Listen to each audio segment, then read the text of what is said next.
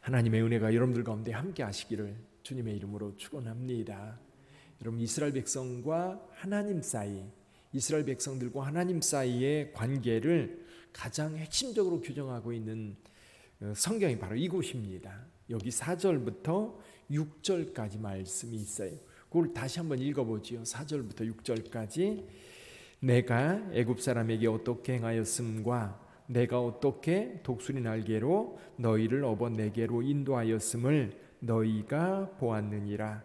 세계가 다 내게 속하였나니 너희가 내 말을 잘 듣고 내 언약을 지키면 너희는 모든 민족 중에서 내 소유가 되겠고 너희가 내게 대하여 제사장 나라가 되며 거룩한 백성이 되리라.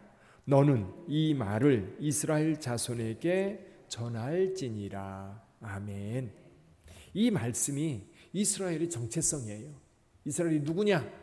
라고 물을 때에 이 말씀으로 대답하면 됩니다. 이 말씀의 몇 가지를 좀 생각해 보죠. 첫째는 뭐냐면 하나님께서 이스라엘 백성들에게 행하신 일이 있습니다. 어떤 일이었어요? 애굽에 어떻게 행하였음과 그들을 어떻게 독수리 날개에 업어 여기까지 오게 하였는지. 여기 독수리 날개에 업었다라는 말이 있는데요, 하나님께서 이 이스라엘 백성들을 광야를 지나 지금 3개월째 되는 날 이 시내산에 이르렀어요. 그 사이에 많은 일이 있었지요. 그러나 분명하게 이스라엘 백성들은 안전하게 시내산까지 왔습니다. 하나님께서 사랑을 베푸는 것이 먼저입니다. 언제나 하나님은 우리를 향해서 먼저 사랑을 베풀어요. 우리가 자녀를 키울 때도 마찬가지죠. 자녀들이 부모에게 효도하는 게 아닙니다. 부모들이 먼저 자녀를 사랑하고 양육하고 키웠으니까 거기에 대한 반응이 뭐예요? 효도인 거지요. 정상적인 반응이 효도인 거예요. 이스라엘 백성들을 향해서 하나님께서 행하신 일들, 이스라엘 백성들은 늘 그것을 먼저 기억해야 했어요. 오늘 저와 여러분들도 마찬가지지요. 하나님께서 우리를 향해서 먼저 행하신 그 은혜, 그것을 기억하면 우리 하나님 앞에 헌신한다든지 하나님 앞에 나가 또 하나님의 말씀에 순종하고 하나님의 뜻을 이루고 이 모든 것들이 쉬워요. 근데 그것을 잃어버리면 어려워요. 이스라엘 백성들 역시 하나님께서 그들을 위해서 행하셨던 것, 그래서 출애굽할 때 여러분 6월절 사건이 있을 때 하나님께서 그 사건에 대해서 자손 대대로 그걸 가르치라고 말씀하시는 것, 하나님이 그들에게 베푸신 은혜. 자, 이 은혜가 있을 때에 사람은요 반응합니다. 누구나 늘 누군가로부터 먼저 은혜를 받아요. 누구든지 그렇습니다. 그러면 그 받은 은혜에 대한 반응, 정상적인 반응이 돼야 되고요. 정상적인 반응이 아니라 무반응 또는 역반응이 나오면 악한 자가 되는 겁니다. 나쁜 사람이 되는 거지.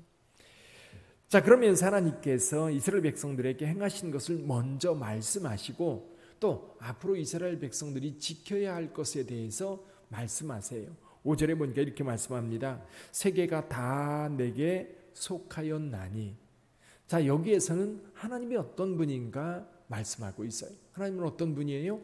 그냥 이스라엘만 내 백성만 보호하는 그런 하나님이 아니십니다.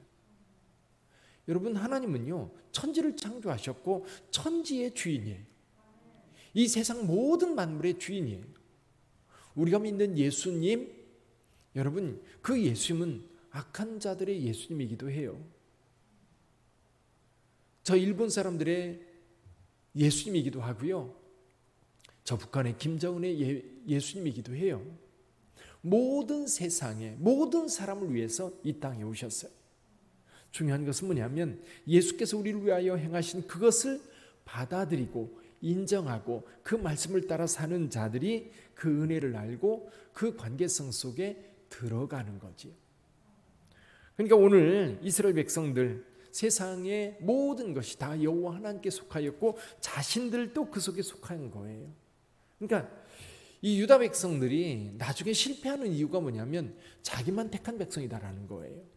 자기만 택한 백성이고 이방인들은 다 진멸의 대상, 하나님의 분노의 대상이지 구원의 대상이 아니라고 생각하는 데서 이스라엘은 실패할 수밖에 없었던 거예요.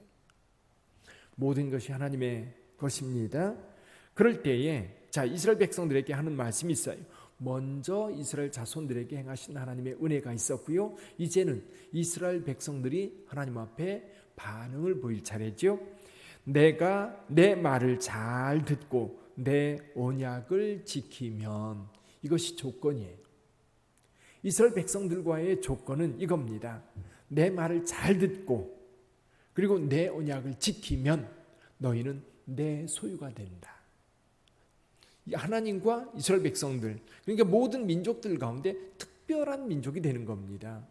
그러면서 6절 이렇게 말씀합니다. 너희가 내게 대하여 제사장 나라가 되며 거룩한 백성이 되리라. 너는 이 말을 이스라엘 자손에게 전할지니라.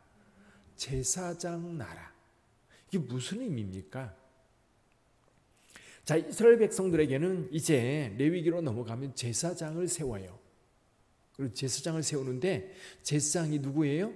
아론이죠. 아론을 구별해서 제사장으로 세우고 아론의 후손들, 대대로 아론의 후손이 제사장으로서 그 직분을 감당합니다.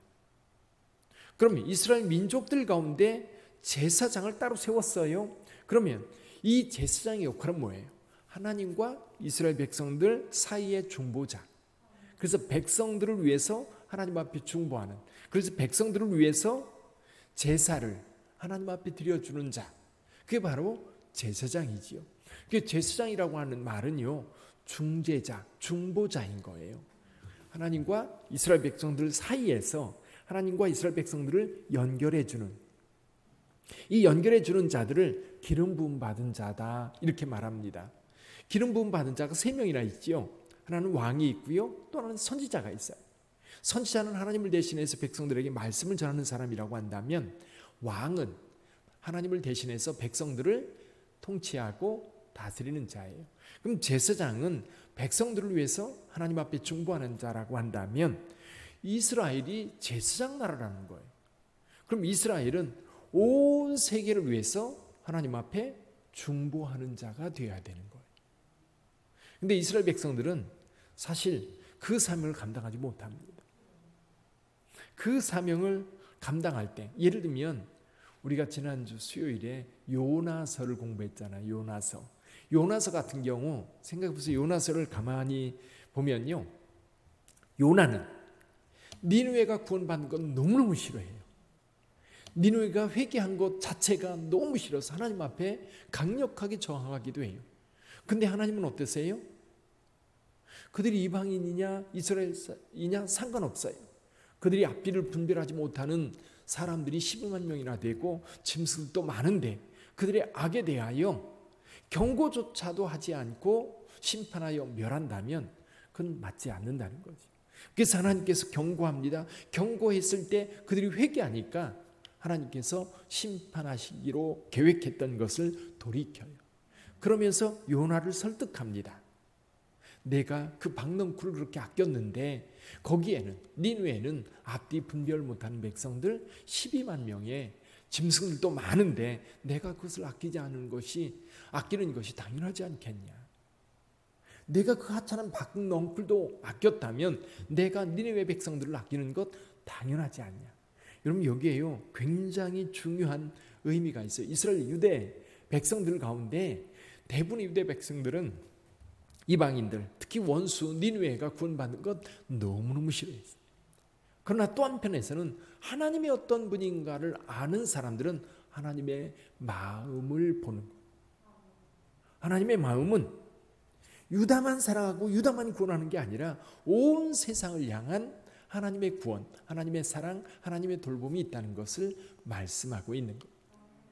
그러니까 여기 제사장 나라라고 하는 말 속에는 하나님께서 온 세상을 구원하고자 하는 하나님의 뜻이 있는 거예요. 하나님은요, 모든 사람이 구원받기를 원하시고 모든 사람이 진리를 아는 데 이르기를 원하는 거예요. 하나님께서 이스라엘 백성들을 이렇게 인도하십니다. 그러면서 여기서 결정적 증거 중에 한 가지가 뭐냐면 신의 산 가운데 하나님께서 강림하셔서 백성들 가운데 보여주셔요. 하나님의 얼굴을 보여주시는 것이 아니라 이 신의 산 가운데 빽빽한 구름이 내려앉고 거기에 천둥과 번개와 나팔 소리와 이런 소리와 함께 하나님께서 모세를 불러 모세에게 직접 하나님의 말씀을 전하세요. 그러니까 하나님께서 강림하신 이유는 백성들로 하여금 모세가 하나님과 대면하는 모습을 보여주시고자 합니다. 그렇게 말씀하세요. 9절 한번 볼까요? 9절 같이 읽어보지요. 여호와께서 모세에게 이르시되 내가 빽빽한 구름 가운데에서 내게 임함은 내가 너와 말하는 것을 백성들이 듣게 하며 또한 너를 영원히 믿게 하려 함이니라. 모세가 백성의 말을 여호와께 아뢰었으므로. 아멘.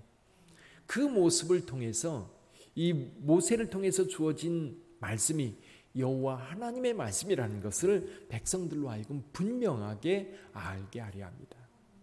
자, 그렇게 강림하는 모습을 이스라엘 백성들이 지켜볼 때에 미리 준비를 해야 되지요. 어떻게 준비를 했어요?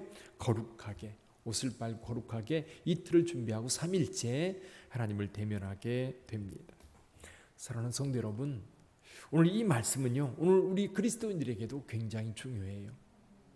우리 그리스도인들 역시 우리가 알기 전에 하나님께서 하나님의 아들 예수를 이 땅에 보내셨고 우리의 모든 죄를 위하여 십자가에서 죽으셨어요. 우리가 알기 전에 이미 우리를 위해서 다 베푸신 그것. 근데 그거를요 언제 깨달아요? 예수 그리스도에 대한 이야기를 들을 때 깨닫게 되는 거예요. 여러분의 자녀들이 부모의 은혜 언제 깨달아요? 잘 모르잖아요. 이야기하지 않으면 몰라요. 부모가 너를 위해서 어떻게 해야 했는지에 대해서 말하지 않으면 아이들은요 부모의 은혜 몰라요. 부모님이 이야기해 줘야 됩니다. 주변 사람들이 이야기해 줘야 됩니다. 내 엄마가, 내 아빠가 너를 위해서 어떻게 행하였는지 말하지 않으면 어떻게 알아요? 이스라엘 백성들은 마찬가지. 이거 끊임없이 이스라엘 백성들은 자녀들에게 후손들에게 계속해서 교육했기 때문에 이것이 성경으로 기록되고 이것이 오늘날까지 이어지는, 우리 기독교인들도 마찬가지입니다. 예수께서 행하신 일 끊임없이 얘기해야 돼요. 우리 자녀들에게 얘기해야 되고요. 또 주변 사람들에게 이야기하지 않으면 몰라요.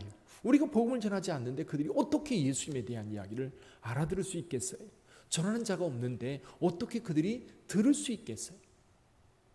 이것이 사실 하나님께서 이스라엘 백성들에게 끊임없이 말씀하시는, 그래서 하나님께서 선지자들을 통해서 계속해서 하나님께서 그들을 사랑하고 하나님께로 돌아와야 살고 하나님의 능력 안에 있을 때 산다는 것을 말씀하셔요.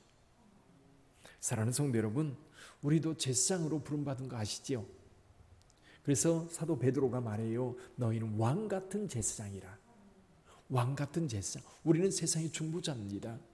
그래서 우리는 하나님께서 계시고 우리가 하나님을 압니다. 그러면 하나님을 알지 못하는 세상 사람들과의 관계성 속에서 우리가 중보자가 되는 거예요. 그래서 우리가 이 나라와 민족을 위해서, 세상을 위해서 기도하고요. 우리 지역 주민들을 위해서 하나님 앞에 기도하고요. 기도에서 있어서 중보자. 또 한 가지는 뭐냐면 그들에게 복음을 전해서 그들로 하여금 하나님의 은혜를 알게 하는 통로, 복음의 통로로서의 중재자, 이런 중보자의 역할을 해야 되는 거죠. 여러분, 우리 빛된 교회가 건축을 준비하고 있습니다. 건축을 준비하는 것 단순히 교회 건물 멋지게 짓는 거로 끝나는 것이 아니라 이 중보자의 역할, 지역사회 속에서 하나님과 세상 사이의 중보자의 역할을 더 잘 감당하려고 건축도 추진하는 거예요. 믿으십니까? 그래서 우리가 더 하나님 앞에 기도하면서 여기 이스라엘 백성들이 제사장 나라로서의 역할을 하나님께서 주문했던 것처럼 우리도 세상을 향한 중보자로서 하나님 앞에 서야 되는 거지. 근데 조건은 이스라엘 백성들은 하나님의 말씀 따르고 명령을 따라야 된다면 오늘 우리도 예수 그리스도를 믿는 믿음 안에서 주님의 말씀을 따라 거룩한 백성으로 세워질 때, 그리고 그 삶을 감당하려고 나설 때, 온전히 헌신으로 나설 때에 이 역할을 감당할 수 있는 겁니다. 그러니까 오늘 하루의 기도 제목이 되기를 주님의 이름으로 축원합니다. 기도하겠습니다.